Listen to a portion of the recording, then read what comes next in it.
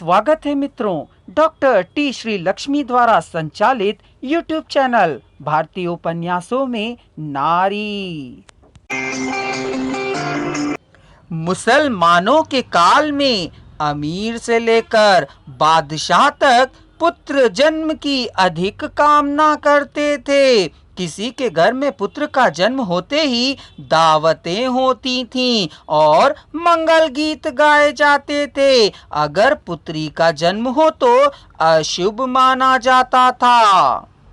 कुछ राजपूत घरानों में उस शिशु की हत्या तक प्रचलित थी। अगर किसी की पत्नी बार बार बच्चियां अर्थात पुत्री को जन्म देती तो उसे परिवार के सभ्य अपमानित करके उसे तलाक दिलाने तक नहीं छोड़ते थे।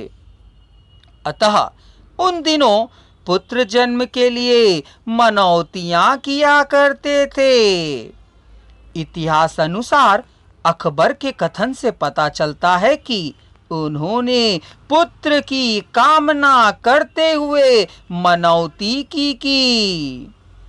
आगरे से शेख मोइनुद्दीन चिश्ती की दरगाह तक पैदल जाएंगे। मुगल सम्राट अकबर ने बाल विवाह और अनमेल विवाह को दोषपूर्ण प्रणाली कहकर समझाकर समझकर इन प्रथाओं पर प्रतिबंध लगाने का आदेश दिया था कि कोई भी व्यक्ति अपनी लड़की का विवाह 12 वर्ष से कम उम्र में तथा लड़के का विवाह 16वां वर्ष लगने के कम उम्र में नहीं करेगा। कुरान के अनुसार मुसलमानों को 4 विवाह करने का अधिकार था। यह बहुविवाह का प्रचलन उच्च घरानों तक ही सीमित था। मुसलमानों ने शादी होने के बाद कन्या के साथ दासियां भी भेजी जाती थीं। बहुविवाह के कारण पत्नियों के बीच गृह कलह उत्पन्न होते थे। फलतः आपस में स्त्रियों का मान कम हो गया था।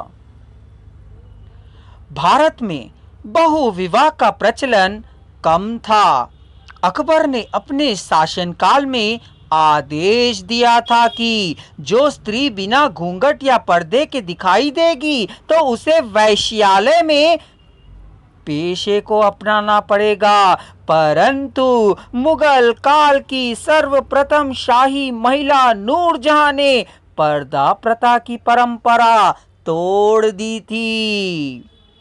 नूरजहां ने महावत खां की कैद से जहांगीर को छुड़ाकर अपनी रणकुशलता प्रकट की थी। उसने शराबी जहांगीर के पतन के कारण शासन की बागडोर अपने हाथों में ले ली थी। अतएव वह प्रत्येक विभाग का निरीक्षण करती और उचित निर्देश दिया करती थी। मुगल कालीन स्त्रियां बौद्धिक और शिक्षा क्षेत्र में निपुण थी। खानखाना की पुत्री जान बेगम ने कुरान पर अनेक टीकाएं लिखी थीं। महाराष्ट्र में रामदास की प्रमुख शिष्याओं में से आकाबाई व कैनाबाई साहित्यिक क्षेत्र में प्रतिभावान थी। चांद बीबी ने अपनी वीरता से अकबर की सेना को हरा दिया था। उसने अहमदनगर के शासन का प्रबंध बड़ी कुशलता से किया था।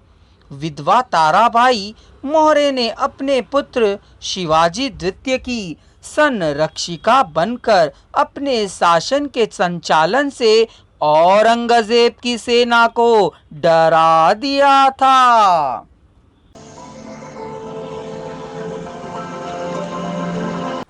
मित्रों, आशा है आपको हमारी प्रस्तुति पसंद आई होगी। चलिए अब विलंब ना करिए, चैनल को सब्सक्राइब कर लीजिए ताकि पुस्तक की समस्त सामग्री का आप श्रवण कर सकें।